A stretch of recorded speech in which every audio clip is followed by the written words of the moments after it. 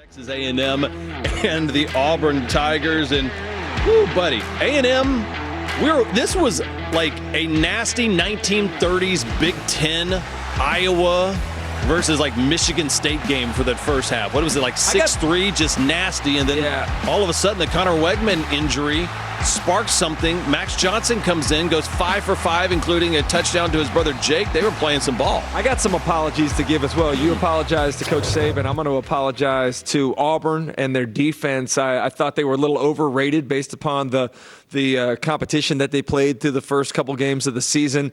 They were stout. They did a good job of getting after both quarterbacks. They did a nice job of stopping the run for much of the day. But at the end of the day, the difference in this ball game came down to the quarterback, and Connor Wegman was largely inefficient, ineffective. But when Max Johnson came in, like you said, something kind of sparked what the A&M offense was doing. I thought he did a nice job of taking what Auburn's defense gave them, got a little bit of a rhythm on those first couple drives, and then ended up throwing that touchdown to his brother and another one to Evan Stewart. This is why you go out and get a Max Johnson, right? You have quality players, and we've kind of mocked Ole Miss at times for like, man, but they went out and got 3 great quarterbacks that are better than a lot of starters. This is the reason. It's hard to go wire to wire as a starting quarterback in the SEC. And when you have a guy that you can depend on that's been a proven starter in this conference, to come in and do what he did and not have the moment be too big for him is exactly why you go get a Max Johnson. And also why you get an offensive coordinator. I think a huge reason why that A&M won that game was it's nice to have Max Johnson to be able to come in and provide a spark, but in that second half, somebody has to make the adjustments. I think in years past, they wouldn't have made those adjustments. They would have been caught in the mud. I think Bobby Petrino did a good job of kind of dialing up some stuff for Max Johnson, and ultimately it led to a monster victory. Let's hear from both coaches. Completely two different demeanors after this one. Listen, we won the game and still didn't play close to what we're capable of, and we got to get better. And going into the SEC play, I think some of these young guys got an education what this game is going to be like. It's a physical, bruising game that you're going to have to play like this the rest of the year. So hopefully we'll get better and move on from here. But very proud of our guys and the way we competed. And I thought our defense was absolutely outstanding. They're a good football team for sure. I thought our kids played well enough on defense outside of the few explosive plays to give us a chance to win the game. But offensively, we're searching. And we gotta find some answers. Searching. I mentioned the apology to Auburn's defense. I don't want to apologize to A&M's defense because the performance against Miami certainly deserved the criticism that we gave. Fair. But I do want to praise the A&M defense because they looked a lot different. And I know that the Auburn offense is somewhat limited and doesn't have the dynamic quarterback and receivers that Miami's offense did. But they were smothering up front. They got much more penetration than they did against Miami. They were able to create negative plays. The Auburn offense ended up going 3 of 15 on third down, largely because they limited in the early down sequences the Auburn offense. I think they averaged like 3.1 yards per play, which had them in third and long all afternoon and very difficult to try to convert.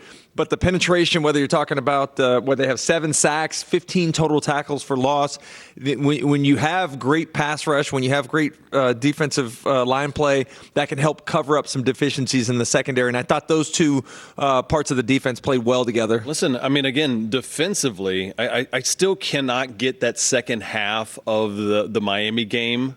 Shout out to Joey Enza, one of the great guys that works here on our staff, out of my mind, because I'm like, Texas A&M, this is a team that, hey, defensively, they'll be in any ball game, right? And then I keep going back going, well, I don't know. I saw that second half over in Coral Gables. You know what's funny about what we're doing now that we're largely in SEC play, is we don't have that out of the conference measuring stick anymore. And like, who normally it helps us, right? That's what I'm saying. Who are the offenses that you actually think in this league that can take advantage of if there are the remaining issues in the secondary that A&M had? I mean, LSU, and of course that game at the end. LSU, but I mean, we got Alabama coming up, in 2 weeks, I think, as they go to College Station. Don't really think about them with their receivers and their limited passing game being able to take advantage of it. Anybody else in the West that you can think of? I mean, A&M doesn't play Georgia, right? So Georgia is coming along a little bit in their passing game. It brings us into, and I'm going to play this into our third down, because this is the third game that we were bringing up, because both of these offenses, you can say, because Arkansas's wide receiver crew is pretty incredible, but they weren't as good as the 1-2 punch of Malik Neighbors and Brian Thomas. I mean, that was awesome. Yeah, I think the difference in this ball game was that final drive of the first half. And you mentioned Brian Thomas. He has certainly done a great job of making us forget about that opening game, the big drop against Florida State, because he's had some massive catches, including some big ones here in this game against Arkansas. But I do have to praise KJ, too, because I've been down on KJ a little bit, especially after the interception that he threw against BYU that helped contribute to that loss in Fayetteville a week before. That offense came out clicking. They found a way to have some explosive plays in the passing game early, and it really felt like under the lights in the primetime games that we just had some heavyweight battles, some back and forth slugfest that took place between that one and the Mississippi State and South Carolina games. It was a lot of fun watching that late window. I wish I would have seen KJ Jefferson when he had everybody around him, like a really good offensive lineman or offensive line, which is rare that we don't see that, because I thought LSU had their way with that offensive line. But KJ Jefferson was incredible. Not having Rocket Sanders obviously is just brutal for them. But when you look at this team right now, I flip it on the other side. LSU came out, they struggled early. Jaden Daniels didn't look sharp, kind of like how he did in some of the earlier games, and all of a sudden pedal to the metal, right? That 1-2 punch of Thomas and Neighbors was incredible. I thought they ran the ball a little bit better, but that secondary is flat out atrocious right now. I mean, absolutely atrocious, and it's going to be an issue. What did we just talk about, though, Tigers. in terms of how you can cover up deficiencies in the secondary? You do it with great pass rush, and they're going to have to find a way to continue to generate more of that pass rush. We saw it against Mississippi State last week. KJ, to his credit, there was some pass rush, but he is just cool in the pocket, isn't he, man? Watching him kind of step up and slide away from pressure and find ways to let guys uncover in the secondary. As a former receiver, I really value that in my quarterback, and I thought KJ did a nice job of being cool, calm, and collected. Only 2 of 5 in the red zone for touchdowns for KJ Jefferson and the Arkansas Razorbacks. And I think that was a little bit of the difference part of the game. And LSU scored on their, last 6 possessions? They did. They scored a field goal on their second to last possession of the first half, got the touchdown there right before halftime, and then scored in 4 straight. 3 touchdowns and then the game-winning field goal, which they could have easily run in. We'll discuss that. I do think that's an interesting, this whole new world of analytics and decision-making, whether we're talking about college or NFL football, is crazy. The NFL decisions yesterday were nuts. So for those who don't understand it, just real quick before we go to break, is that there was about 1:30 left. LSU has the ball. The game is tied. You're thinking, all right, is Arkansas and Sam Pittman going to let them score? They should have let them score. They should have let them score. And I thought Kurt and Fowler did a good job of saying that goes against every fiber of Sam Pittman's just upbringing, like his DNA of I'm going to let you score so I can get the ball. No, let's make a play on defense. And it didn't work out that way. Whose hands do you want to put the ball game in? Do you want to put the ball game in your defense or KJ Jefferson? KJ Jefferson. I definitely would have put him in KJ Jefferson. No question. And I would have loved to put the hands against LSU's secondary. Maybe I'll put it that way. Yeah, but I think the decision in the I don't know if you saw the end. I'm sure you saw the end of the Notre Dame Ohio State game. Ohio State scores on the last play of the game. They should not have kicked the extra point. You're up by 2. If you get the kick blocked and it goes the other way, you end up having a tie ball game. You know why? Because the line was 3. And I think that made a lot of people happy. All right, coming in at number 3 on my bottom 5, Pittman's pride. And listen, Sam Pittman is one of our favorite guys, right? He's a friend of the show. And I just could tell that it was tugging at him. His pride allowed them not to let LSU score late into that game, right? It was no. In theory, they're probably telling me on the headset, just let them score so that way KJ Jefferson can get the ball one more time against LSU. He said, no. We're going to try to make a stop. They didn't. LSU kicks the game-winning field goal. How much do you think LSU actually wanted to score a touchdown there? They kind of tried. It wasn't as if they were just kind of creeping up to the 2-yard line and taking a knee by any means. Such an interesting conversation because we mentioned, hey, who do you want the ball in the hands of to win the game? Your defense if you're Arkansas or KJ Jefferson? I think both of us went with KJ. But who do you want to have the fate of the game in? Your kicker? Hashtag college kickers? Yeah, or just sticking it in the end zone and playing defense. I'll still go hashtag college kickers, believe it or not. That's how bad the LSU secondary is right now. And that brings me up a perfect example of number 2, the Burned Bayou Bengals. Listen, You know, I love LSU as much as anybody, but I also give them as much hell as anybody as well. And I don't think that they're a college football playoff contending team right now because of that secondary. And that's just brutal to see as an LSU fan, because this has been DBU, right? This has been Defensive Back University. DBU. Relax, it has. Look at the guys that are in the league. And for LSU to continue to just look like guys are just wide open, like they're playing 15 on 11 right now. It's one thing when they're wide open, and that tight end Haas, the freshman, had a nice game. He was one of the guys that went over 100 yards receiving on Saturday. But also, it's when you're in position and you can't make a play. Who was the Arkansas receiver that had the touchdown that was getting defended on the PI in the first half? I don't remember who it was, but they throw the PI penalty. He makes the play anyway, despite having the defender draped all over him. They do not play the ball in the air very well right now. All right, a reminder to how the segment works. Yes. I give you a prompt. You say if it's confirmed or overturned, or maybe the call just stands. So number 1, Max Johnson is the guy for Texas A&M. Confirmed or overturned? I am overturning that. I mean, I literally just was talking about Connor Wegman being the top quarterback in the league, had one of the top QBRs in the country. Didn't have a great start to that game against Auburn, but who's to say he wouldn't have been able to figure it out as the game went on? It's a great luxury to have Max Johnson, but I don't know the status of Connor Wegman yet and his health and availability. But if it comes down to those guys both being healthy, I don't think Connor Wegman needs to lose his job quite yet. Yeah, not Wally pipped by any means. I understand that. So I could either say that I am overturning the call, or I can confirm the call, but I'm going to say the call stands, right? Can I say that? Because I don't know yet. The statement is Max Johnson is the guy for Texas A&M. You don't have the call stands right now. I don't have enough evidence to say that it absolutely is him, but you cannot deny the fact that when Max Johnson came in, this A&M offense looked different. And I don't know if it's the play calling. I don't know if it's the spark. There was just something different about what Max Johnson brought.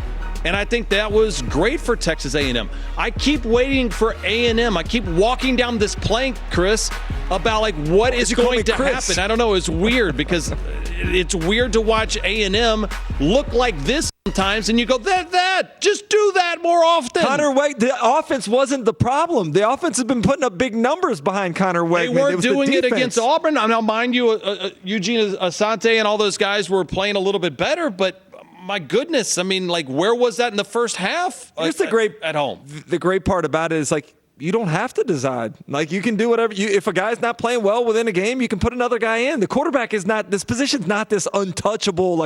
Ooh, we can't switch those guys up. It's okay to put another guy in sometimes. Adjustments that's good, and it's overrated too. You know what you're doing, you're adjusting. I mean, what I'm saying is you sense what they do and how they're doing it. We're making good adjustments, but really it's getting the kids, getting the communication. We're not doing anything different we practice or even we called in the first half. We're getting the kids calmed down to make sure they see it and get it executed. I mean, you can make all the adjustments in the world, but if you don't execute it, it's the same problem you got in the first half. You know what I'm saying? And getting the adjustments to, not the adjustment to the kids, but to letting them see what's going on and truly what's happening, and to also just take a deep breath and relax. And sometimes, we've started fast, really, in all the games. We scored points early, but we were a little out of sorts in the beginning of this one. I think our kids calmed down the second half, and we realized, took a deep breath, and we challenged them. Listen, it was 6-3, and then in hindsight, you wish you went out and played perfectly. But in hindsight, for me, looking back at it and how we got it, and once we got the win, I was proud of being able to but keep your composure, not panic, not do something stupid, and come out and execute 2 really good drives. And then I thought a third drive, which we'll see what the call is. I don't mean to keep harping on that, but it frustrated me because you're putting the game away right there, or putting it hard. It's going to make it very hard for them to come back in the game because you could have got to 24-3 or 27-3. And but our kids just keeping composure and playing the next play, and coach is doing a good job of getting to the players, getting the adjustments, or getting them to see what they need to see. But then the players just going back and executing that. And I think the maturity in our team and some of the leadership of our team did a really good job at halftime too. Consistency, knowing schemes, knowing kids, competition, new players. I mean, I think all that matters in your continuity of how you're trying to play at the beginning, especially early in the year. And I think as you grow into the teams you have, I think that's affecting play. And that's why you see a lot of upsets, a lot of different things going on, and the way play is. And I think good practice habits. I mean, we're learning to practice better, and you got guys that can execute, and guys are fighting and competing for jobs because they want playing time and they want the ball. So when they get their opportunities, they got to make the most of it. So you're practicing well, you're playing well, and we're able to do that. And you got guys with experience. When you have experienced guys who run and do the same things, man, you can throw the ball there. You know where he's going to go. You know where he's going to be, and you know the quarterback's going to get you the ball. You're going to play fast. That's the thing that I think we keep forgetting. Like, is there's a magical formula. We're doing the same thing. We're just doing them really well, and we're doing it with more experience and more composure and poise, and we still got to get that way. Jimbo Fisher today updated the health of his starting quarterback, saying Connor Wegman is day to day. Wegman left the first half of Saturday's win over Auburn with an ankle injury. He did not return to that game. Fisher said Wegman has some swelling, but he did avoid the dreaded high ankle sprain. His status this week against Arkansas is to be determined. Cole, the other thing I'm looking for is, can KJ Jefferson put on that Superman cape one more time and knock off Texas A&M in Dallas, in Arlington Stadium, Jerry World, whatever else you want to call it? Look at that throw. Bull. Come on, man. Not a lot of people have to do more than what this young man's having to do week in and week out. Texas A&M probably a more complete team. But when you got a superstar that's that dude, you got a chance versus anybody, and that's what Arkansas and KJ Jefferson have. Looking forward to the challenge on both sides of that, especially with Connor Wegman going out last week, with Max Johnson stepping up. We'll see. Jimbo said he's day-to-day today, but we'll see. Max Johnson came in, was great off the bench. Arkansas, to me, is another, they're still without one of their best players. Yep. You're going to see them this weekend. When did they get Rocket Sanders back? I don't know. I mean, that's the thing, is you keep hearing it where it seems like he would be ready. This is all just, we have to speculate on the outside looking in, but the understanding is that he is coming back, and you're wondering, so when is that reentry into the lineup here? Because they're needing it. KJ Jefferson's shouldering a ton of the load. So when is he going to get back out there? I mean, you had a really good performance defensively. You got a defense that's giving you the ball back on offense. You're able to move it, but then you get down in the condensed areas, and those defenses are tightening up on Arkansas. The best offense for Arkansas, I think, is still in front of it, just from a personnel availability standpoint. From a scheduling standpoint, at Ole Miss and at Alabama, better get right soon. This is desperation time, isn't it? They have to start rolling again, right? You've dropped 2 in a row. Once again, you lose by 3 points for however many years in a row versus LSU. Now it's just for the boot, which is like becoming like standard operating procedure for those guys. I think the hope that they'll continue to point to, and maybe we see it this Saturday. Maybe we see it versus A&M. This is kind of an inflection point for those two programs too. I mean, A&M played unbelievable defense versus Auburn, but how good is Auburn on offense right now? I mean, their sputtering doesn't even describe it. I mean, that was ugly. That was a really ugly performance. How good is A&M all of a sudden? I mean, it was 200 yards of total offense they allowed for Auburn. I mean, virtually no run game. The passing game was, I think, the lowest total they've had in 7 years or something. So did A&M get right on defense enough to where, a backup quarterback like Max Johnson can do it? Is anyone going to get right this year? Because every week it just seems like there's something else happening. Yeah, this to me, so far this season has been the most fun we've had in a long time. I mean, doesn't it? It seems like, and this isn't just like a sentiment or a feeling. Watch these teams play. Everybody is gettable.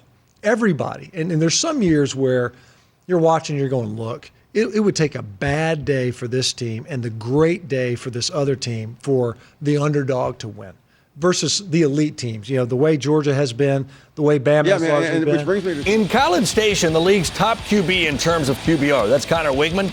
Left Saturday's win over Auburn with a second-quarter ankle injury. But they have a veteran backup, and Max Johnson played like it, throwing for 123 yards and a couple of scores to seal the deal. Now, Wegman's status moving forward, not entirely known, but good to have a Max Johnson there. You might remember him after playing a couple of seasons at LSU, where he threw for 435 yards in a game against Ole Miss as a freshman in 2020. And Brad Johnson, longtime NFL quarterback, Buccaneers, Vikings, Redskins, Cowboys. Yes, that's exactly right. That's his daddy, Max's daddy. All right, now, as we take you inside the SEC, presented by Auto Owners Insurance, Jimbo Fisher on his QBs. Is there an update on Connor Wegman? Yeah, I mean, it'd be day to day. He's healing up. I mean, it's a little sprain, got a little swelling, and hopefully it'll come down. It looks like it will. And to have a guy like Max Johnson ready to go, and Which I've said, you have two guys and guys I've said in the beginning I felt very confident with and what he did. And he came in and played excellent football and did a great job and made plays and really led us to the game. How encouraging was it to watch Max Johnson come in? In this day and age of quarterback depth is more of a luxury than a given because of the transfer portal and people looking for their opportunity to start. What did Max Johnson show you? Well, he showed a lot. You look at Connor Wegman on the couple of drives of the game that when he was in, I want to say they only scored, 3 points? Yeah. Max came in and had 2 touchdown drives, 1 touchdown pass to his brother, and that touchdown there was unconscious, ridiculous. His ball placement was outstanding all throughout the day. And the big picture for me, what I saw in this game, Coach Petrino, he figured out the Auburn defense. They were sending guys from second level, third level. He calmed down. He had Max on the sideline. I saw him talking to him. When he came back out, they was getting the ball out quick. Certain plays, it looked totally different when Connor Wegman was in there. So for me, I think that's a huge asset, big win for them with Max Johnson and Coach Petrino. You know, it's a tight quarterback battle. We heard about it all preseason where it was very kind of nip and tuck. And so you'd have to think, like you said, Darius, a good word, it's a luxury, right? Because you lose your starter, a dynamic player like Wegman, and a guy that they've leaned on really offensively. I mean, they're asking him to throw the football all around the yard, and then you lose him. For Johnson to be prepared and to be able to step in the way that he did, he's a veteran guy, there's no doubt. He's got a lot of snaps and starts underneath his belt. He was able to step in and really ignite that offense because in the third quarter was when they were able to start really beginning to click. Yeah. Wegman wasn't available for coming out of half. Their defense was really good, too, which we saw. Their defense got absolutely against Miami. It got shredded. It was embarrassed. We'll get into it as we move along. And it's just what we saw from them defensively. But I'm curious, when you all look at A&M, we know where LSU is. We think we're learning more about Bama. We know they're legit. Ole Miss may be there at the end. Is A&M right there a team that we could see in Atlanta potentially? I'll say this to me. I'm curious to hear what you think, Keebs. It's Alabama right now, and we'll find out some more about their passing game. We'll talk about that, I'm sure, versus Mississippi State. So it's Alabama, and then there's a couple of contenders that are right there. I mean, LSU in this game, as we've just talked about. So wait, you put Bama ahead of LSU right now? I do. You do? Yeah, I do. I put them ahead of I put them ahead of LSU. I put LSU right there. I would put, until proven otherwise, A&M's right behind them. And I know that they dropped that game versus Miami. Well, LSU dropped the game versus FSU. Bama's dropped the game versus Texas. Who's got the prettiest loss? But at this point, I think until proven otherwise, you've got a West Division race. It's kind of muddy right there. Maybe Ole Miss isn't the contender that maybe I thought they were coming out of last week or even 2 weeks ago. And maybe that's the A&M team. We'll find out, I think, a good bit more this Saturday versus Arkansas. How real is this Texas A&M Aggie football team? Defensively, they're legit. There's no doubt. How good can they be on Well, they offense? can be legit, but they haven't been legit all year. Yeah, but this is going to be the big test going up against Arkansas. Like, make no doubt about it. When you look at Texas A&M defense, I go back to the Miami game, and it's like, what hurt them the most? And it was the one-on-one passes that they saw that they let the corner stay out there one-on-one with the wide receiver. Yeah. Miami just say, you know what? We going to that matchup. And so now that's going to be important. KJ is going to find that guy. Like, he's going to do it, and he brings the threat of the run game as well. How about Luke Haas, the freshman tight end who emerged out of nowhere? Haas. Bixby, Oklahoma. Not necessarily nowhere, right by Tulsa. They're home of the Spartans. But anyway, big contributor there. Now, the A&M pass defense has locked down every other opponent outside of Miami. So when you look at that side of A&M's passing game, Aggies have held their other 3 opponents under 100 yards a game through the air, like they did Auburn. Hurricanes, by the way, the only team with a passing touchdown against A&M this season, albeit stench. As we ask the question, what's that stench? The Canes had 5 of them. The Aggies got a big division win this past Saturday over the Auburn Tigers, Key, and that defense on A&M's side of the field, they're playing pretty nasty football right now. They are relentless. Everybody is flying to the ball, but more importantly, they're playing together as a unit when it comes to stopping the run. I like the way that they've been able to diagnose so quickly. So early on in the game, you see it, 2:37 in the first quarter.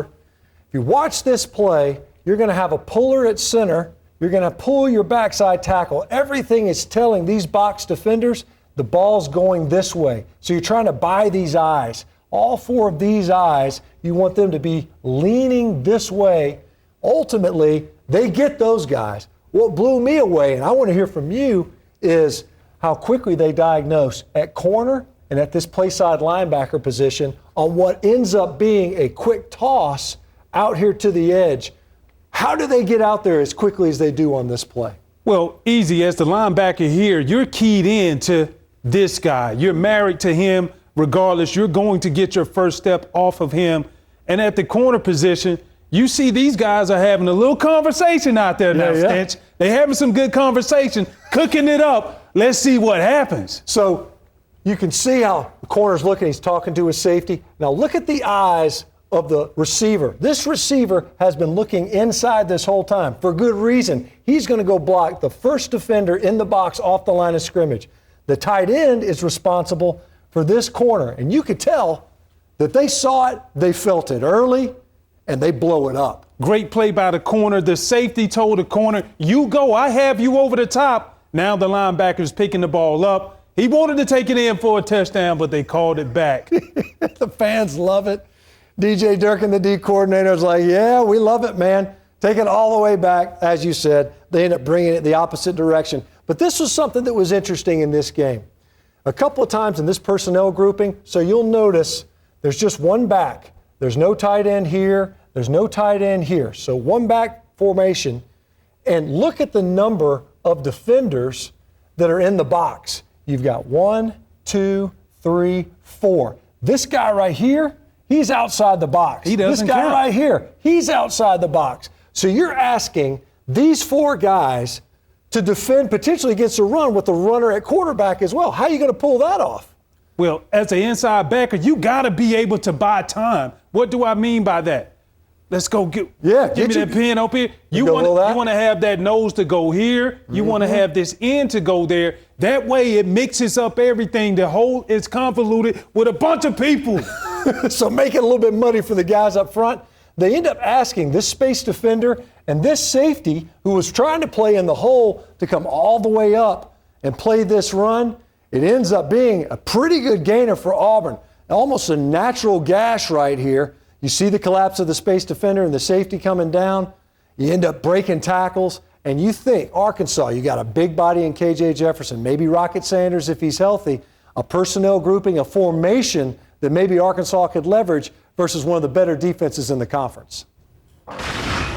Well done. Good stuff. So now A&M's got Arkansas in Arlington. KJ Jefferson going to make his 3rd career start against the Aggies. He's got 4 passing touchdowns and a QBR of 85 in his 2 previous starts. His 155 on the ground, the most against a single SEC opponent in his career. And that will be the first game of our triple header on Saturday. Stench and company will be there at the home of the Dallas Cowboys. Stench. To bring us A&M and Arkansas. Bad news out of Texas A&M. The star quarterback Connor Wegman expected to be a superstar this year, maybe a top pick. Will miss the rest of the season. That injury suffered Saturday proved to be far more serious than originally thought. Max Johnson takes over.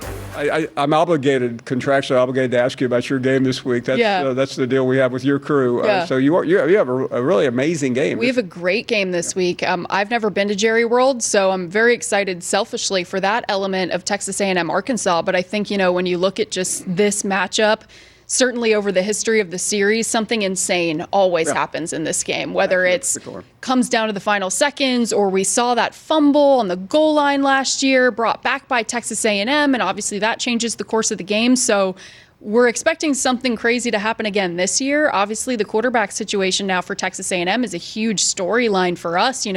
We talked all preseason about how if, heaven forbid, something happens to your starter, Texas A&M was in the best situation probably with having Max Johnson as a backup. How much drop-off is there truly with Max Johnson as QB1 now for the rest of the season for this A&M offense? I don't really see much based off of what we've seen from Johnson when he's been out there, not only this past weekend against Auburn, but last year when we saw him out there as well. So it's an Arkansas team that I think is still kind of PO'd, if you will, based off of what happened against LSU this past weekend. Another heartbreaking nail-biter. They'd like nothing more than to get that first SEC win. And you get the check out Jerry Jones in his box. I've heard the food is great at Jerry World. Like I said, I've never been, but everyone talks about the halftime meal, which is honestly the worst part of my job, is not getting the halftime meal experience. I just sit down there and house some granola bars, and Stinch and Taylor are like, oh, the ice cream up here in Starkville at Mississippi State is great. We'll throw you some down, from the box. I never get to enjoy the halftime stuff. The only good news, well, there are a lot of good parts about going to Jerry's World, but you'll be inside.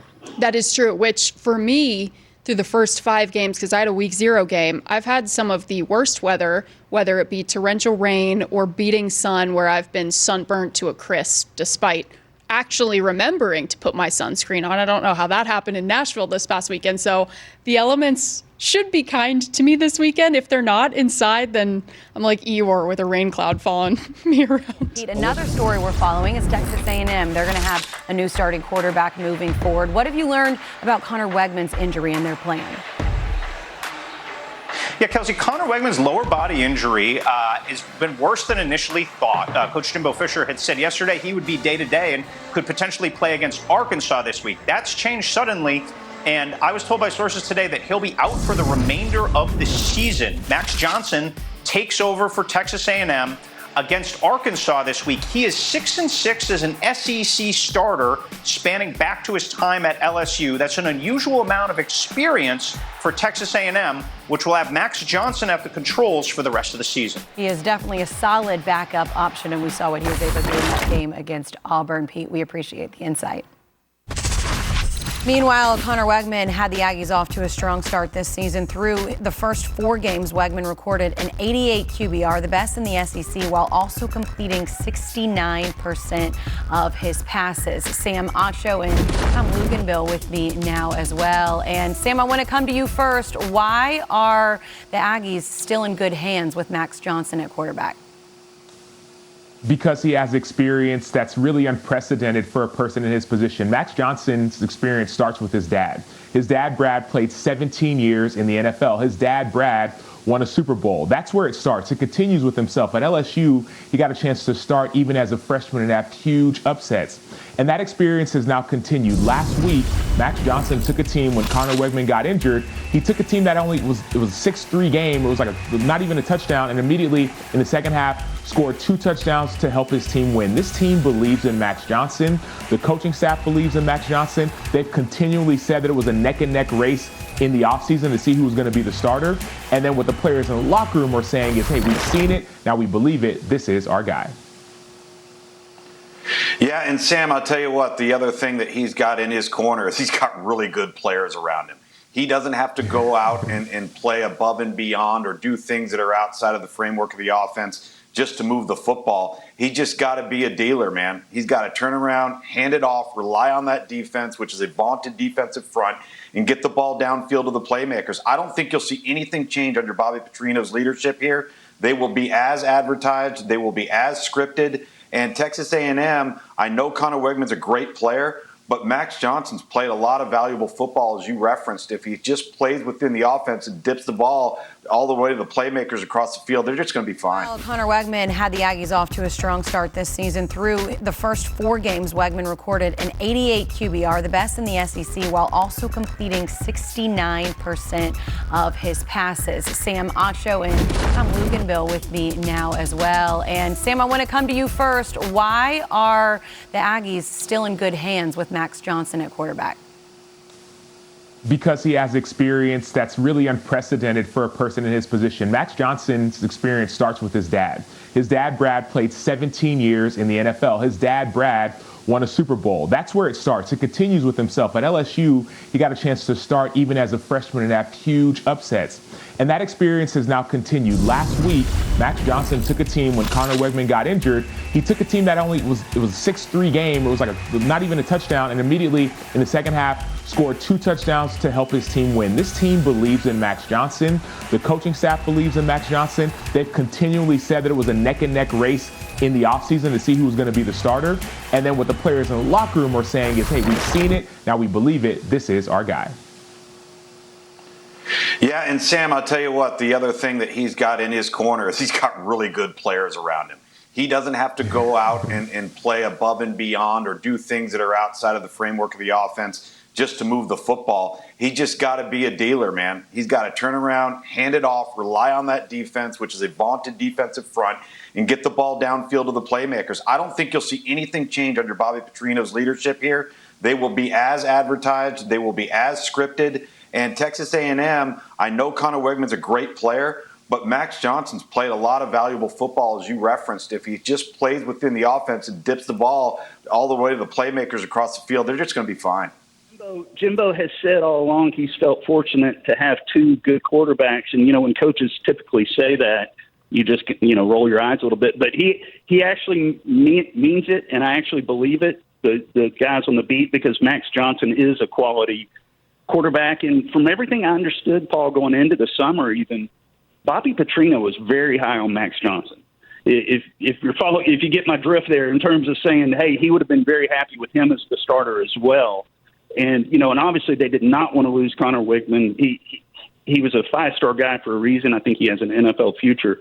But they also feel like they can win with Max Johnson, just like LSU did 2 years ago. One of the weird stories on him is he actually took advantage of the COVID year.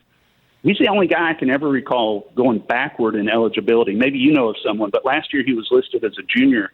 This year he's listed as a sophomore, which is exactly what he was listed at 2 years ago when he beat the Aggies when he was LSU's starting quarterback. But he decided to go ahead and take advantage of that COVID year, and now he's the Aggie starting quarterback, and he started last year against Arkansas and Arlington and beat the Razorbacks. Of course, it was a close, tight game, and now he's the starter again. And everyone was so fired up about Connor, and I'm curious because I hear equally good things about Johnson. Do you think in Bobby Petrino's system it really mattered much, or break that down for us? Yeah, maybe that Max Johnson is maybe just a little bit better fit in terms of, maybe you saw that when he came on against Auburn when they were facing with, the Tigers have had their troubles but seem to have a pretty good defense. And next thing you know, he comes in the second half and in place of an injured Wegman and throws 2 touchdown passes, one to his younger brother, Jake, which is a neat story, one I'm writing today, that brother combo, and just kind of really lit a fire under the offense. So I think from that vantage, we don't get to visit with Bobby Petrino week in and week out, but I had heard, he was high on both guys and would absolutely 100% be comfortable with Brad Johnson's son as his starting quarterback as well, and that's what he's got. Now then you say, okay, who's the backup past that? Then you're looking at Jalen Henderson from Fresno State, and going back to what Jimbo said in the spring, hey, I wish I had 3 or 4, I need 3 or 4 quality quarterbacks. Last year they needed 3 starting quarterbacks to get through the year. And obviously with all proper respect to Jalen Henderson, they want Max Johnson to be able to finish out this year as their starting quarterback. But they have had that history in recent years of losing guys to injury. Haynes King, Max Johnson, and that's something that needs kind of a longer. I would tend to think it does just kind of err on the side of bad luck, but also that pass protection needs to be a little bit better too for the Aggies moving forward. Brent Zwerneman with us. Brent, to say the least, this is a critical moment in the year with Arkansas this week, a game that's always tight, usually won by the Aggies, and then next week Bama, Tennessee is on the schedule. What is your sense of this? First the game Saturday against Arkansas. Yeah, I definitely don't think the Aggies are looking past Arkansas by any means, especially with the change at quarterback to say, okay, they've got Alabama at home the following week. I don't think that's the case at all. All you have to do is look back at last year when they were very fortunate to leave the field with the victory when the Arkansas kicker did something I've never seen before, put one off the top of the upright, not just off the upright, but off the top of the upright, and then it comes back and the Aggies win. Yeah, it's very critical. I will say on the Jimbo Fisher front, I don't think A&M fans are saying, well, now he has an excuse, without his starting quarterback or anything like that. Because as Jimbo himself has said, they're deep, they're talented. He's had 2 starting quarterbacks to choose from. So that's not going to be an excuse if things do go south again, in terms of A&M fans saying, oh, well, they lost Wegman. He deserves another year. I don't think that's going to be the case at all. And from what I understand from, the higher ups, they're not going to use that excuse as an excuse at all. But also they're still expecting, at least 8-4 and probably 9-3. And Paul, I did something in the offseason I've never done. I actually had them pick 8-4 it was my preseason pick. And after we did visit with Bobby Petrino and he went in depth on everything, I actually upped it to 9-3 at that point because I realized I was like, okay, he really gets the situation he's in, what he's walked into. And it wasn't just, I'm going to tell these guys what they want to hear. I mean, he explained in detail his plans for the offense and actually upped it to 9-3. And I still think they're at least 8-4 with Max Johnson as starting quarterback. And Brent, on Jimbo, and I just parachuted in last weekend and left. I don't live there and have the sources you do, but just anecdotally, I felt better about Jimbo Fisher's immediate future. Now that can change in 2 weeks, of course, or 3 weeks. But how do you read that right now? Yeah, and Jimbo personally, as you've probably noticed, the past few weeks, he seems really like he's enjoying his new role. He's been really relaxed with us, and he seems like he's enjoying this idea that he doesn't have to be buried in the weeds of figuring out the next play call and so forth, and he can do maybe a better overall job of running the team. And that was the directive last year. It's like, okay, you'll get another year, but you need somebody to call the plays. They bring on Bobby Petrino. Their offense has been at least as good as it's been since Jimbo Fisher has been here. And I think last year they scored in the 30s one time against a Power 5 program, if I'm getting that right. And now, it seems like they're really putting up numbers. Even in the loss, you lose at Miami 48-33, but you still put 33 points on the board. So things are pointing in the right direction on that front. And the sense I'm getting is that, he's going to get every chance to kind of right this ship and that he did what he needed to do in bringing on board a true play caller. And my sense from Jimbo personally is that he's really kind of enjoying this new setup and this new role. I know why we play this game over in Dallas. Cannot wait for this game to be in Kyle Field, to be over in Fayetteville, because I think both of these fan bases are yearning for that as well. We saw it in 2020 during the pandemic, but I'm looking forward to this being a home and home. Max Johnson, KJ Jefferson, just how we all drew it up, right? Yeah, well, to me, I love the neutral site games when they really mean something. For me, Florida-Georgia's like one of my favorite games of the year, but it's such a long-standing tradition of having that game being played in Jacksonville. It's always going to be the 3:30 window, or at least it has been for a long time.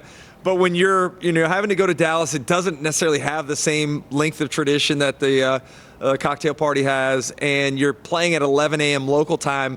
It doesn't have that vibe that you certainly would have on campus. So I'm with you as it relates to that. But yeah, I thought last week KJ and Jaden going back and forth was a masterful heavyweight bout of quarterback play.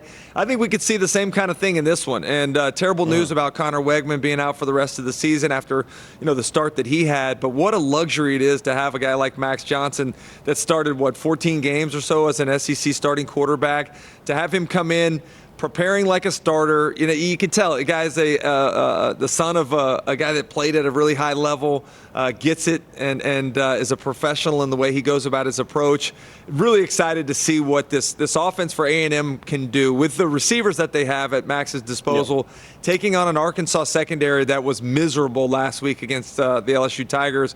I think this is a big glaring weakness for Arkansas this season again, after talking about it last year, and I'm interested to see if Max and company can exploit it this week. Remember, A&M has won 10 of the 11 matchups between these two teams since A&M entered the conference back in 2012. We'll take your phone calls. It is a wild one, though. Like weird things always happen in this game for whatever reason. Remember last year, KJ, a chance to go up 21-0, tries to extend the ball from like the 5-yard line. Ball comes out, goes the other way for a touchdown, a 14-point swing. And then even with all that, Arkansas has a chance to win it at the end, clangs one up off the left upright. So I don't know what it's going to be, but it's going to be, you want to impress me with a shot call? Tell me what kind of weird event is going to happen in this one, and if you hit that, dude, I'm taking to the Sizzler. Let's head out to Dallas, up in the DFW area, where Jerry World will have Texas A&M and Arkansas. How about the Cape? The Mighty Mouse / Max to the rescue. Listen, I think Max Johnson's fantastic. In fact, I think Bobby Petrino had a great game plan for him when Connor Wegman went down. And believe it or not, I actually thought they had a little bit more of a spark than they did in that first half. I think A&M rolls in this game. BB, I don't know if this is a good or bad thing, but I'm right there with you on my headline. Same game, same focus. I'm stealing a little bit of the Nike thing here. I'm going with Air Max. Max Johnson does it through the air. Arkansas's defense continues to be really susceptible in the back end. I think that wide receiving core of Texas A&M has a big day against the Hogs. Are those air sirens? I enjoy the air sirens. That worked out pretty well. Were you trying to play off of Air Bud, the dog? No, do you know what Air Maxes are? Do you know what Nike? Yeah, I mean, they're shoes. Yeah, they're shoes. I don't know. I got dad shoes now. I don't wear What do you use, Skechers slide-ons? Is that what you have? I'm all Crocs. That's what we are right now. Give me a stat line for Max Johnson in this game. You know what? I think he's probably somewhere around 26 of 34 for 300 yards and 3 touchdown passes. Ooh, my goodness. That would be, well, of course, we also saw Arkansas secondary giving up a ton of yards to Jaden Daniels coming up last week. Sam Pittman is in his 4th season at the school, landing in bowl games each of the last 2 seasons, and won 9 games 2 years ago, the most for the program in a decade. However, recently he garnered headlines when he deleted his X account, formerly Twitter, wiping away his social media after fans' reactions to the team's 2-2 start. He addressed why earlier this week. I think everybody thinks it's okay to bash public figures, people. That'd be musicians, coaches, whatever it may be. And I'll be honest with you, I just got sick of it. I don't think it's fair. I don't think it's right. And I don't think it's right for the kids.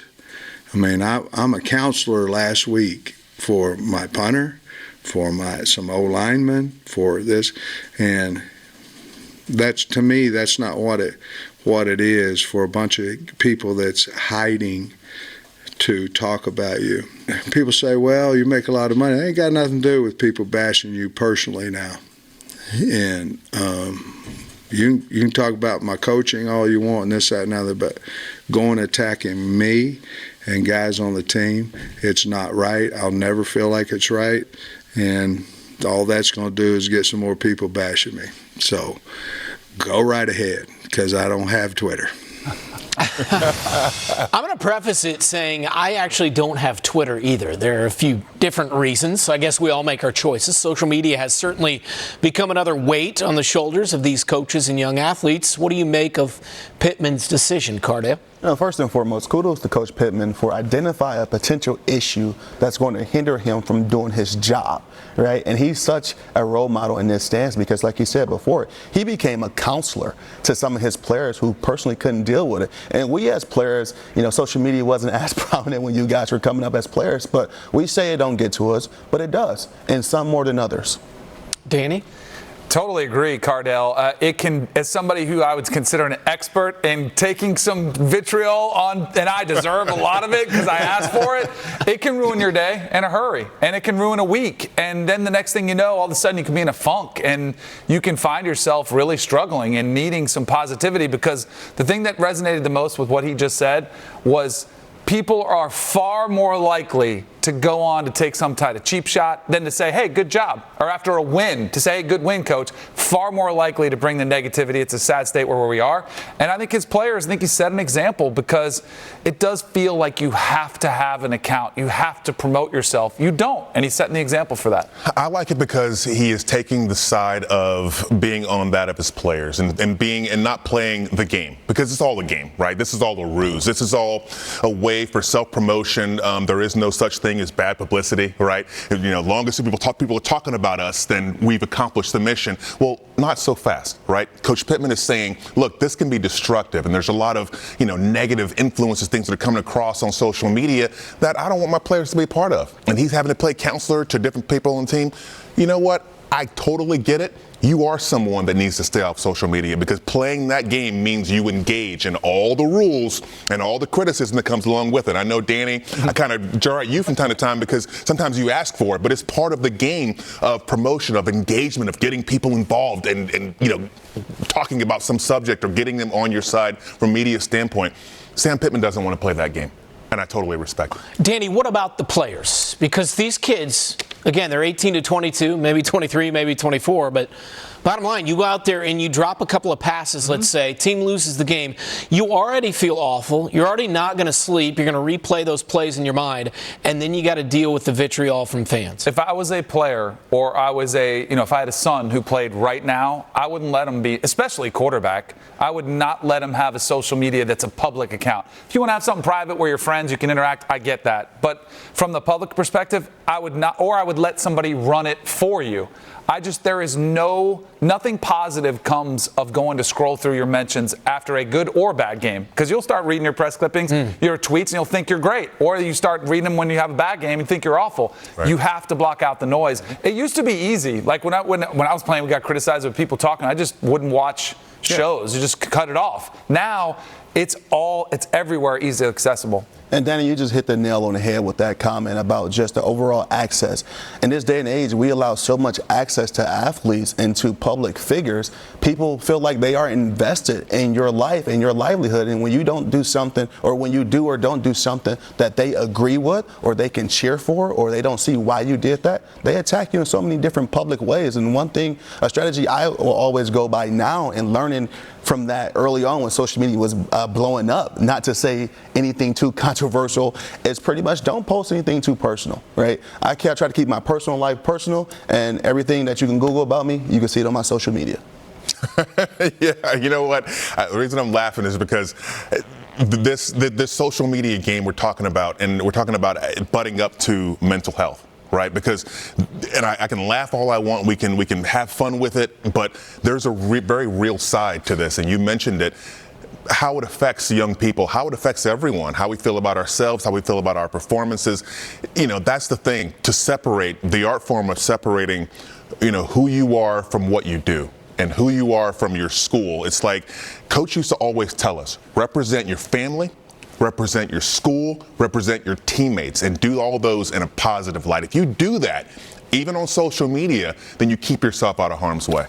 With this game, it's like every year the craziest things happen. I mean, you could go back to last year's game and have 10 plays that decided that game for one team or the other. It's just crazy. So I think that Arkansas is a real shot. You look at Max Johnson for A&M, stepped up last week, and he played big time. I mean, that's someone that stayed. He could have left, but he stayed, and he got his opportunity. He made the most of it. I think this A&M team is improving, but in a rivalry game, anything can happen, as we learned last week against Arkansas LSU. I'd be remiss if I didn't talk about KJ Jefferson and his play right now. He's playing lights out. He's literally putting his cape on every week and carrying this team. No doubt. And whether he has to run it, whether he has to throw it, I've never seen a team like what happened last year, a series of plays where they score a touchdown, it gets called back because of a penalty, it's 1st and 20. He scores another touchdown, they bring it back, it's 1st and 30, and then he picks up a first down and completing the ball for more than 30 yards. I've never seen a series of plays that goes that crazy that the quarterback just makes every single one of them right, despite the yardage or whatever they got to do. That's who KJ Jefferson's been. He's got to continue to play that type of way, and as long as he's healthy, they got a chance. I do like Arkansas in this matchup. I haven't picked them yet, but I'm leaning towards it. Think how crazy all these games we've talked about. And it's so back and forth. It doesn't matter who you win, which week. It's crazy, right? I think that's one of the most important things right now for these teams. You're not defined by what happens week 1, 2, 3, 4. No. They need to constantly keep focusing on practice, getting better, improving the coaching. Arkansas played above their heads the other day, still lost a game 2 in a row. They're in a brutal stretch taking on A&M. You referenced them a minute ago, so frame this game for us. Well, the first thing that has to happen is, and I mentioned that A&M defensive line, Arkansas has to find a way to just temper that, to manage that, because they got all the Shamars and all the Fidels and all the McKinleys, and they just come at you in waves with that A&M defensive front, and it makes life so much easier on DJ Durkin at the 2nd and 3rd levels to helping coverage. Now, what you have is the ultimate question mark, the ultimate wild card in KJ Jefferson, Paul, because one thing he did great against LSU last week, he kept plays alive. That's moving around in the pocket. That's pulling balls in the read game, running, escaping the pocket with his legs. He can do so many different things to break your defense down. He's just going to have to continue to be that. This Arkansas group of receivers, they don't separate very well, but they do catch the football very well. And KJ has really been on point. He's been very accurate. They're going to need to make some big plays down the field because I do think there are yards to be had against the A&M secondary. It's just how much time are you going to have to deliver those footballs down the field? And then defensively, Max Johnson comes off the bench like Mariano Rivera last week and just looks exceptional. He's got starting experience in this league. He's got a great group of receivers. The offensive line's not playing great football. But for Texas A&M, you've got to find a way to do the same thing, because I think Landon Jackson and company up front for Arkansas have been good. Now, that's why Arkansas can be in any game they play this year. They have a disruptive defensive line, and they have a takeover guy at quarterback. You give me those two things, Paul, we're going to be able to do some damage no matter who we're playing against. You watched Texas A&M lose its starter and someone in Connor Wegman everybody was so confident of, but we saw Max Johnson come in. Talk about what you took away from A&M. Yeah, Paul, I think the first takeaway for me from Texas A&M was their decision to not take a timeout with about 40 seconds left before halftime in the game. Connor Wigman had just gone down. Their defense had pretty much gotten a stop, and they could have taken a timeout and thrown Max Johnson out there on the football field and said, all right, go lead us on a 2-minute drive and see what we can do.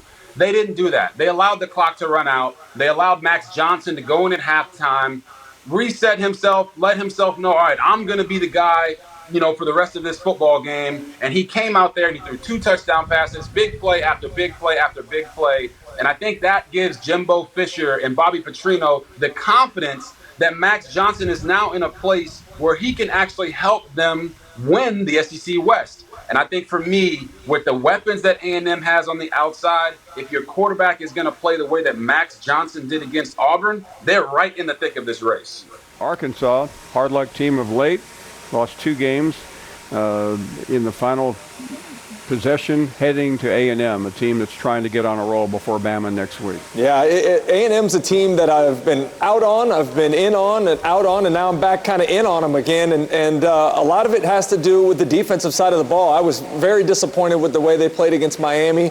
Since that time, it seems like DJ Durkin has those guys playing more relaxed, playing with more confidence. The front seven's been able to create some pressure, as they did last week in sacking Auburn 7 times.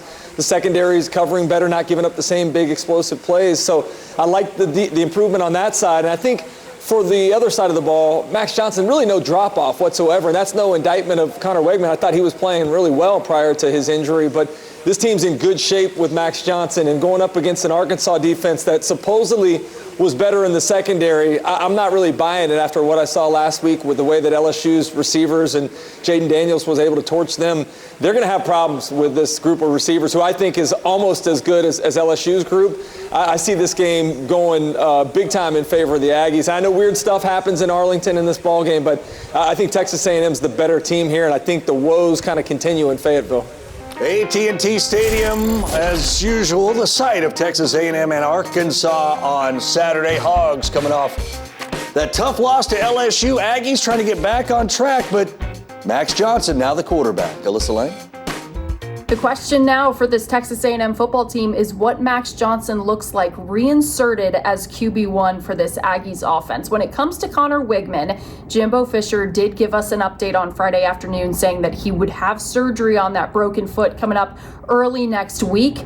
Depending on how that surgery goes, there could be a timetable, or at least a clearer one, for how long that recovery process would take and if there's a chance we could see him again this season. In the meantime, though, this team has all the confidence in Max Johnson, not only from what he did a week ago, but of course from what he did last season. Jimbo Fisher saying, we're going to ask him to do everything when it comes to this Arkansas game on Saturday, and they have the faith and the trust, not only in Max Johnson, but in the pieces around him to execute it.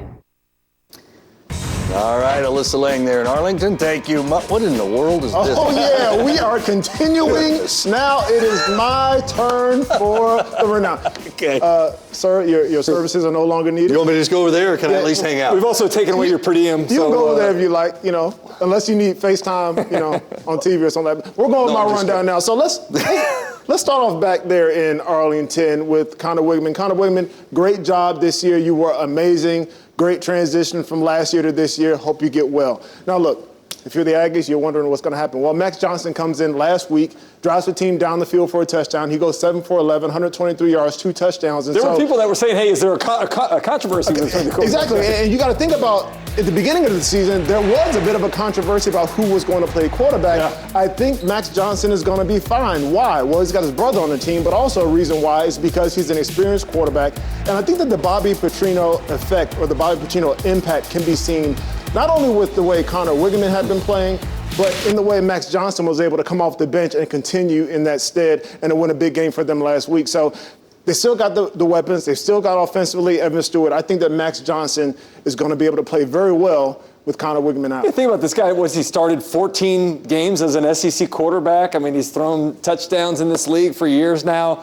You come off the bench, and I felt like it's not a situation where you have to change the offense significantly. You can run what you've been running. I thought they did a nice job in play calling, got him outside the pocket a little bit more where he seems to be a bit more comfortable than perhaps Max Johnson was. But at the end of the day, like, what a great game to come into. The Arkansas secondary struggling last week against the LSU Tigers. Your receivers are going to have a big-time advantage, and I think this is a game where he can come hit the ground running and really start off his tenure as the starter in a good way. Take us away to Jerry World, brother. Boy, this is going to be a good one here, but in Jerry World, there's a big matchup. A&M versus Arkansas. Connor Wigman probably out for the season, but good thing A&M's got one of the best backups in the league in Max Johnson. He's going to be under pressure as that offensive line has given some holes up all year long, and on the other side, the matchup is KJ Jefferson against one of the best defensive lines in the country. I think one of the things to me that I'm watching is Max Johnson. You brought it up in the Saturday slate, and I just think that Max Johnson is someone that he stayed the course. He has been persistent his entire career. He gets an opportunity last week, and he makes the most of it. And you got to love that right now in college football. This is someone that is so determined. He plays so hard. He got his chance. He made the most of it, and you got to root for a kid like that. KJ Jefferson, the great quarterback for the Arkansas Razorbacks, getting his pregame work in down in Arlington, Texas, where today the Hogs face Texas A&M Aggies. Look at KJ. That man looks fresh. He is ready to go today. Texas A&M taking on Arkansas in Jerry World. Max Johnson back at quarterback after the injury to Connor Wegman. The big lefty stepped in nicely when he went down. So he's a confident guy, played a lot at LSU. Look at Clean. Are you serious? Hey. KJ looks awesome. They say you can't hide money. Man, he's played for 3 years. He looks like a 3-year starting quarterback.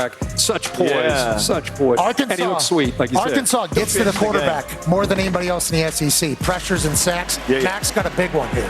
And on the SEC slate, that game, Des. We already talked about Connor. He's out for the season with a broken foot. Max Johnson transfer from LSU. So far in his career with the Aggies, 7 touchdown passes, 0 interceptions. But going up toe-to-toe against KJ. KJ's been throwing the ball very well and shaking defenders out of their cleats, too. This is going to be a high-scoring game, Pat. I like the Aggies versus the Razorbacks. KJ Jefferson is a quarterback we're not talking a lot about, but he battled last week against LSU. I think they're going to give A&M as much as they can handle today. He looks so cool. Yeah, he looked cool in that suit and that big chain. That big piece. I think Alabama, I think we all agree, they may have found something there in the second half, their new identity. Let's see what they do today at Mississippi State. At A&M next week, too. It's a big game for both teams. Back at noon on the SEC Network, Texas A&M, Max Johnson starting at quarterback, DoorDash counting us down to kickoff. Yeah, he did a very nice job filling in. He's got a lot of experience going back to his LSU days. Confident young man, great size. Their system will not change much at all with Max Johnson in there. There's Ainias Smith, great speed, can do a little bit of everything. Got hurt last year against Arkansas. So this is a big bounce back, obviously. A little extra motivation for him. And KJ Jefferson's been a dog all year, Desmond. Yeah, he was in a dogfight last week. They lost, but he played extremely well. I don't think we give him enough credit to being a dual threat quarterback that he is, man. Yeah, we love him. This is the freshman tight end right here, Lucas. He's actually a great complement to what they like to do in their pass game. He gets lost. He gets so caught up in the receivers in their run game. He sneaks out there all alone a lot of times, makes big plays. In Arlington, Texas at Jerry World, Connor Wigman, unfortunately for the Aggies, out for the season. There's Max Johnson. He did a tremendous job last week filling in once Wigman got hurt. Of course, Brad Johnson's son, the Super Bowl champion, just like our boy Harp. Appreciate over that. here. All right, let's see what Coach Fisher has to say. He's with our Alyssa Lang. All right, Coach, before we get into today's game, how's Connor doing this week? Doing well. I mean, he's disappointed, but he's also is encouraging his teammates at practice and everything. And knows, unfortunately, when you're in sports enough, he's played enough that injuries are part of it, so he'll have to deal with it and go. And he's been in good spirits. What's Max Johnson's preparation been like this week as opposed to other weeks now? Same. I mean, Max is a professional about how he goes about his business. He understands. He's been around the game a long time with his background with his father and things like that. He understands how to prepare, and he's actually prepared the same and getting a few more reps. But, you know, we kind of split him almost half and half, so had a great week. His teammates talk about him with such respect. What are those things that have helped Max win over the team in the way he has? His consistency about how he goes about his business. I mean, he's there. He's the first one there, just like, you know, Connor and all those. That quarterback group really set a standard. And Max is there at the first. He's at the front of the line. He's working. He's doing right. He's always in school. He's never missing class. He's never missing study hall. And they respect what he does as a person, as a teammate. When it comes to this Arkansas offense, what are the challenges going to be for you guys today? I think two things. They're very skilled at the receiver position. They have backs that can break runs. They're very balanced. And the quarterback just getting him on the ground and the ability for him to his playmate. He throws the ball down the field, reads very well. But then when the play breaks down, his strength of getting him on the ground, his running ability, but what he does a great job of too, keeps his eyes up when he breaks the pocket. And their receivers do an excellent job in the scramble drill of finding space because they know he keeps plays alive, and they're just so balanced and strong. Thanks, Coach. Good luck today. Thank you very much. There's a fake. Irwin Hill's got it. He's got the first down at the 40. Irwin Hill cuts back inside the 10. He's going to go. Touchdown, Arkansas. Deep down the middle. Got it. Malcolm Kennedy touchdown. Allen back to throw. He's got a wide open receiver. Drew Morgan will take it in the end zone. Touchdown, Arkansas. Back to throw. Here's the toss into the end zone. Caught. Touchdown. Christian Kirk. Fade into the end zone. Christian Kirk. An A&M touchdown. Allen looking end zone. Intercepted, and that'll end the game. Gonna dump it to Green in the flat. First down and more. AJ still on his feet. He's gonna score.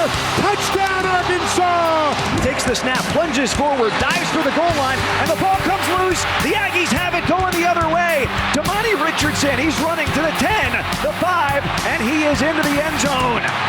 Between the hashes, and he's into the end zone. Touchdown, Devon Achane. Oh, Arkansas, Texas A&M, welcome back to SEC Nation. It's never boring when they get together. They've been playing since 1903. I don't believe that Dave Neal was on the call that day, but he might have been, and so he joins us now along with Stitch. Oh, you know what? I'm getting all these old man jokes, and I'm starting to get a little ticked You look off. great, pal. You're holding up Anyway, fantastic. you know, this is an amazing. It is when you start thinking about this series, especially here at AT&T Stadium, Ryan.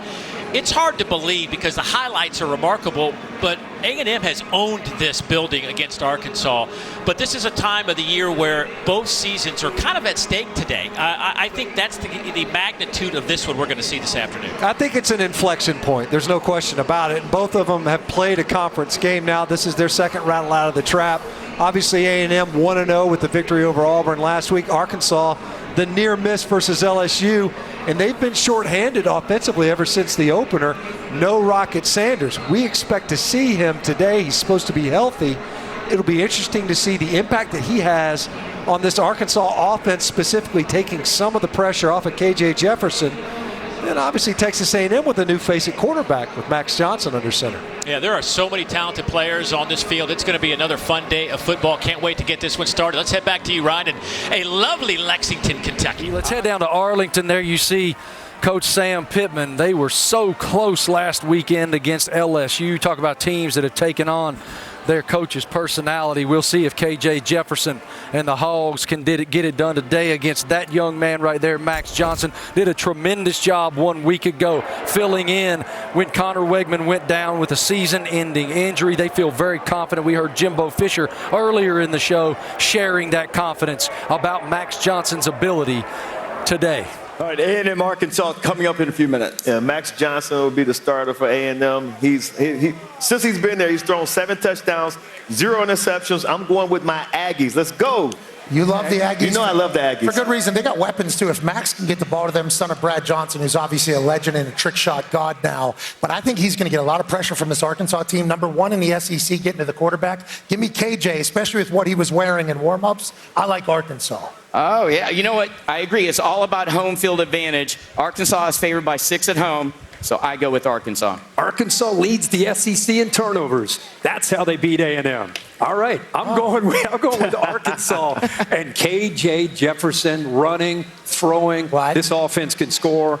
Give me the Hogs. I keep saving the graphic. Well, yeah, you're doing great. You're helping to show them. Team player. In this ball game last year, he averaged 17 carries a game. He's only had 15 on the season. His biggest issue, lack of availability. If he's healthy, he changes the Razorback offense, especially in the ground game.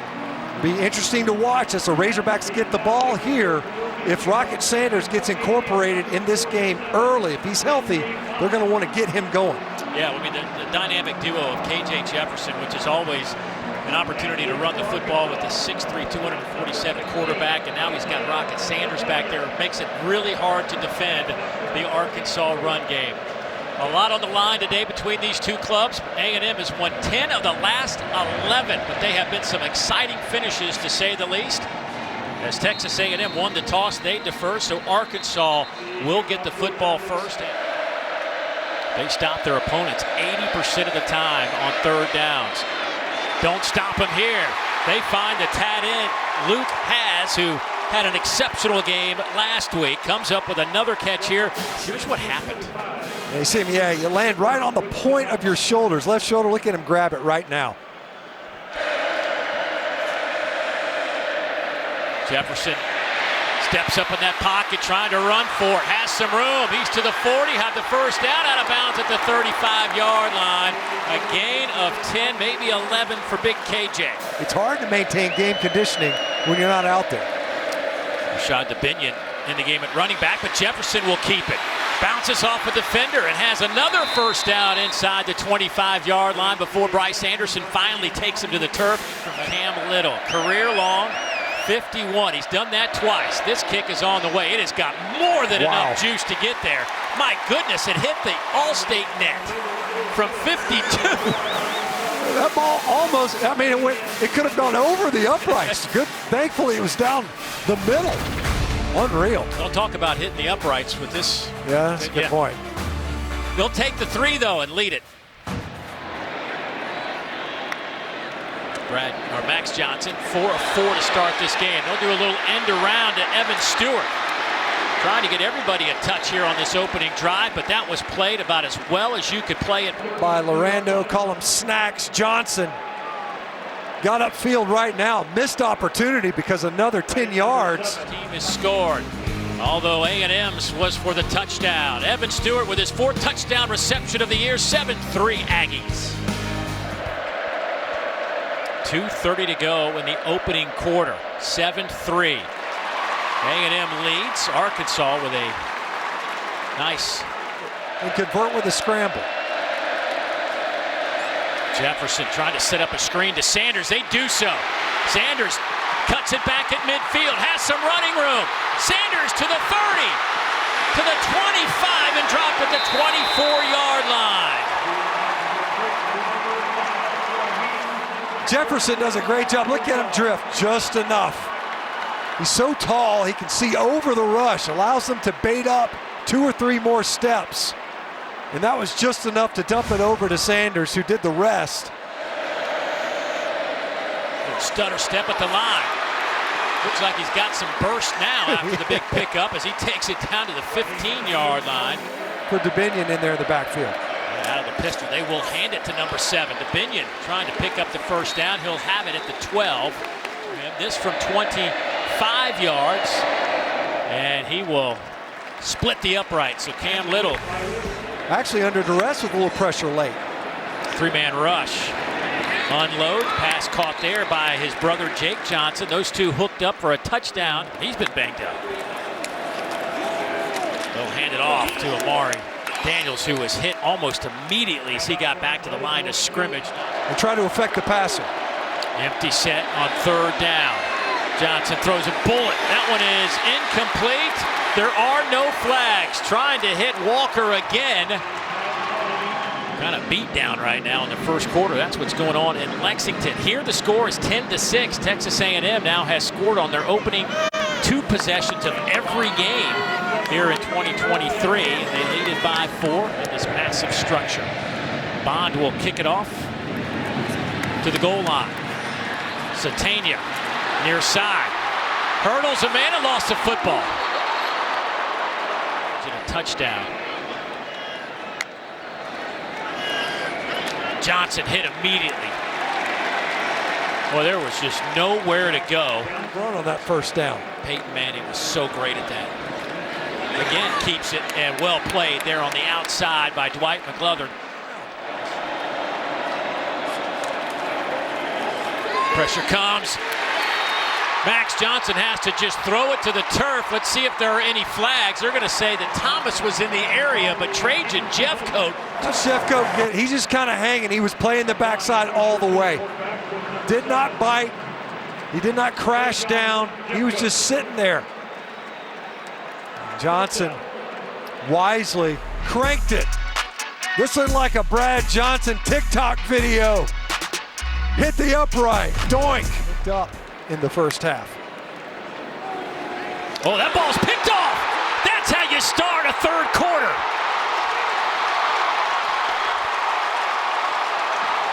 Snacks Johnson. Well, I'm looking out wide and I'm going, hey, there's Evan Stewart lined up out wide. And there's confusion, I think. Ainias Smith is looking around. Lorendo Johnson read that right away. He knew it was coming. Ainias Smith, he wasn't ready for it. Snacks ran right in front of Ainias Smith, unimpeded. First out and 10. Hand off to Daniels, left side. He is walloped at about the 18-yard line. 3rd down and 8. Johnson throws. He hits Ainias Smith around the 12, but that's about 3 yards shy of the line to gain. 2013, our tally. Texas A&M out by a touchdown here in the third quarter. 11-11 to go. Dave Neal, Matt Stinchcomb, Alyssa Lang, and the 80th meeting between handoff. Sanders gets behind his blockers and picks up a nice 7-8 yards, maybe 9 by the time they get him to the turf. Walter Nolan. Johnson tucks it, and he is lost the football. Arkansas has it at the 35-yard line. Recovered by Brad Spence. Watch Johnson, got the ball on the inside arm, and Crooks put his helmet right on the button. Ball comes out, and you said it, true freshman, Brad Spence right there. That time Arkansas had all 3. From Cam Little, he hit from 52 earlier. And again, plenty of leg. It is good again. What an arsenal. 20-16 our score. Here in the third quarter, 7:58 to play. KJ Jefferson, boy, had his team in a fantastic position. Just threw a ball to the end zone, inches a little bit short. Some change here. They're big play specialists, but they'll keep it on the ground to Amari Daniels off the right side. Stopped at the line of scrimmage. It'll be 3rd down. They'll send Noah Thomas in motion. Sets up on the right side of the line of scrimmage. Running it here on 3rd and short. Daniels trying to kick it to the outside. Did he get enough? He did, just barely. Oh, they're going to spot him inside the 35. Wow. They're going to say his knee was down out of that pistol formation. We'll hand it off to Moss again, trying to turn the corner, and he can't get anywhere. Maybe a yard. 46-yard line. Max Johnson, 16 of 23 today. Pressure comes again. He is walloped as he lets it go, and that'll be an incomplete pass. But man, did he get crushed. As he unloads this football.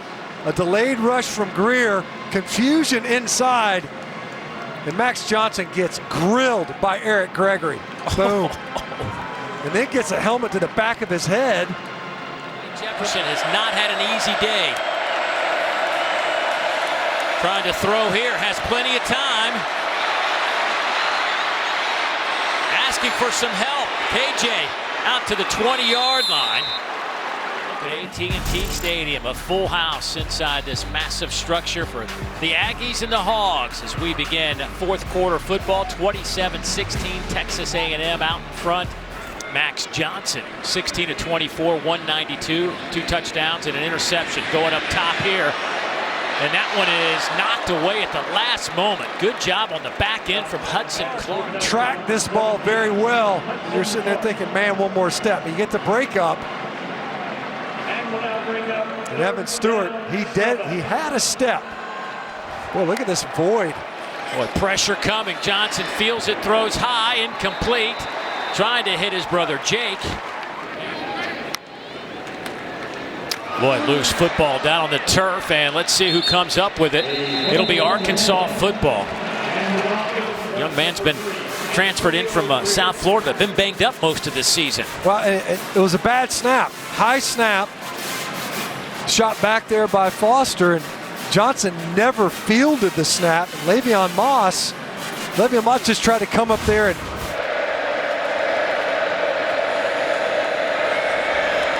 KJ Jefferson going deep down the middle, has Andrew Armstrong. He makes the catch, and that'll be an Arkansas touchdown. He beat Josh DeBerry, 48 yards. The downfield passing game has been completely vacant today. This time Tesla eats up the safety underneath, and Armstrong able to get separation. Hasn't been a ton. Nice clean pocket to throw from for Jefferson, and that ball was on target. You see him going for 2 now. Coach, Max Johnson makes his first start this season as QB1. What did you make of your guy? I think he did a great job in the first half. We had a couple mistakes in the second. And then he got his composure back and took us down for a good field goal drive and a big drive at the end and managed that. We got a lot of work to do, but he did a good job, and we got to get better as a team. Your defense felt like was sack after sack after sack. What impressed you the most about the way they played? The consistency in which they played with, playing the run really well, and I think the discipline we rushed with. We didn't allow him to get out. KJ is so dangerous when he rushes. We had the integrity of the rush lane and got him on, and then we got him on the ground in the pocket. How big of a moment was it for Ainias Smith to take that punt back to the house after what happened here a year ago? Exactly right, and for him, that we needed that. Ainias is our guy. That's our guy. He steps up. He's the ultimate competitor and does what he has to do when he has to do it, and that was huge for us and got the game back in our hands. Thanks, Coach. Congrats. Thank you. Boy, good win for Texas A&M, folks. They look to be the real deal here as we hit the midway point or close to it. I'm just telling you, with Max Johnson, A&M is different. I think he's a better fit for what Bobby Petrino wants to do offensively and to get the ball to all the great receivers A&M has. And there, Ernest Crownover, 2 yards, they did 17-6. Yeah, and the A&M defense was outstanding also. They held Arkansas at 174 yards in this game. In our discussion earlier, this is what, with Texas A&M, you got to take them seriously because of the defense. The defense, they had 2 non-offensive touchdowns on the day. This one, a long punt return. It's going to be a big game next week against Alabama. 7 sacks for consecutive weeks for the first time since 2012. They're a different team with Max Johnson because they have athletes. They have athletes that can score, and Max Johnson fits and is able to get them the ball. The other one you have to remember in the West, everyone still plays each other. LSU, I think, can beat anybody. I agree. I thought they were the favorite. Remember, one of their losses they can beat anybody. Ole Miss can score. It's going to be a wild finish. I think Alabama has the edge right now, but it's going to be really interesting as this plays out in the West. Texas A&M next week against Alabama, like you said, we're going to learn a lot about how that thing's going to shake out the rest of the way. All right, gentlemen, team sticker time. Here we go. Drum roll, please. It goes to Ole Miss is our team sticker to end the month of September. School record 55 points against an AP top 25 opponent. Perhaps more impressively than the upset of LSU, 10 points last week against Alabama, and they did that on Saturday. What a win in that wild SEC West. They fixed their offensive issues. In a hurry. They got them together. In a hurry. Meanwhile, we go to Arlington. Texas A&M and Arkansas. Arkansas has only won 1 of the 11 they've played against the Aggies since A&M joined the SEC. Max Johnson, Ainias Smith, 19 yards. Remember, it is Max Johnson because Connor Wigman out for the year with a broken foot. No worries, because Max can flat play the position. He can. He didn't lose a step at all when he came in last week, and he seemed to continue that, hitting that deep pass to Evan Stewart there. Good to see Rocket playing. Yes, finally. 70 yards of offense for him. Looking healthy, too. Right? Looks pretty good. That was a big play for him in the pass game. 32 yards. Or make that 38 yards, I should say. Second quarter, Hogs 4th and 1, and Rocket is stopped short. Can you imagine that? We talked about that offense with the quarterback and the running back being as dominant as they were. They can't pick up a 4th and 1. I think it speaks volumes to where their offensive line is right now. Yeah, I think you're exactly right. That's a great point. Ernest Crown over there, 2-yard touchdown. Aggies go up 11, and then first play of the third quarter, Johnson is picked by Snacks. If we ever get to see that again, he diagnosed that play and didn't wait, acted. And then KJ has a pass tipped at the line of scrimmage. Chris Russell pick 6 on the other side. I hope that kid's mom ain't watching. Then Johnson, 18 yards on 3rd and 7 to Evans. This is an amazing catch by Evan Stewart. Watch him get his foot down and take this shot to the chest. Oh, my goodness. And the head and neck area. It was a nasty hit. Fourth quarter, 2nd and 14, KJ sacked as he was 7 times in this game. 15 Aggie tackles for loss. More on what they did defensively in a moment, and then a little special teams. What's Jimbo Fisher like to say? He likes all 3 phases. Indeed, he did it on offense, they scored on defense, and they did it here on special teams. 82-yard touchdown return for Ainias Smith after being injured, ending his season in this very same game at very same stadium last year. Jimbo Fisher with Alyssa Lang after the win. I think he did a great job in the first half. We had a couple mistakes in the second. And then he got his composure back and took us down for a good field goal drive and a big drive at the end and managed it out. We got a lot of work to do, but he did a good job, and we got to get better as a team. How big of a moment was it for Ainias Smith to take that punt back to the house after what happened here a year ago? Exactly right. And for him, that we needed that. Ainias is our guy. That's our guy. He steps up. He's the ultimate competitor and does what he has to do when he has to do it. And that was huge for us and got the game back in our hands. Really speechless, not going to lie, because he came in, he did what he had to do. We always knew that we had 2 starting quarterbacks and whatnot, but, man, we told everybody in the locker room we was playing for C-Wig tonight. And, Max came out here, he did what he had to do, and I'm just proud of the way he played. He played hard, and I'm just thankful for the opportunity. You know, they dominated us on the edge. They did exactly what we thought they would do, exactly.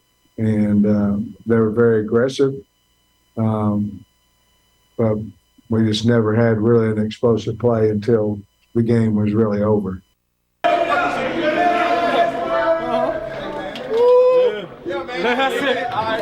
her sit pretty. Let's go, baby. On to the next one. 2-0. Where the speaker? Somebody tell me where the speaker at right now. I need a speaker. Big Dogs, baby. Big Dogs. Defense shut them down. Shut them down. That Southwest Classic goes their way again. 11-1 against Arkansas now as members of the SEC. The games have always been good, mostly been good, but they own it. And defensively, I mean, how long ago was it they played Miami and got absolutely destroyed for 48 points? It's a different group right now. He was exactly right. Defense shut them down, and we had a lot of questions about this defense, especially after that Miami game. We knew up front Texas A&M has some really good players, Shamar Turner, Jackson McKinley. Those guys can get after the quarterback, but they hadn't been doing it. Well, they put it together today against a really good quarterback in KJ Jefferson. They forced a turnover, getting pressure on him. They sacked him 7 times, 15 tackles for loss, a total of 98 negative yards, and much of that, CD, was generated not by corner blitzes, not by anything exotic. It was those guys up front beating their one-on-one matchups against an Arkansas offensive line that usually is pretty good. The best friend of a secondary is a defensive line that gets penetration. It's a front 7 that creates havoc, and that's what Texas A&M did today. And if they can do this sort of thing moving forward, that's going to help not only their defense, but also their offense. They did it last week against Auburn, too. I mean, we're starting to see the defense play complementary defense, hand-in-hand, pass rush, pass coverage in the secondary. And I'm going to be honest with you guys. I'm starting to feel a little something about Texas A&M, man. I think they're catching there? Well, here's the thing. In a division that is as wide open as the SEC West is, why not Texas A&M? They got the biggest game of the season next week with Alabama coming to town, where they beat them at home last time in College Station. I'm tempted to say, I will say, I'm going to go on record as saying right now, Texas A&M's the best team in the West. Wow. You don't believe it? You're not buying it? No, I'm not. Can't even argue the point. I'm not really arguing. I'm not buying it. I mean, Ole Miss offensively is so dang good. I don't want to count Bama out just yet. Next week, if they win next week, I'm in. Well, I'll tell you something offensively. to your point about Texas A&M, and we talk about the Bobby Petrino effect and the way that Max Johnson was able to come in seamlessly and run this offense. Look, the offensive weapons are there. Yeah. Special teams, Anaya Smith goes for 200 and something all-purpose yards, 150, 170 punt return yards. They've got complementary football. They've got stars and studs in every single place. The question has always been, can they put it together and win the big games? They're proving and they're showing that they can do that.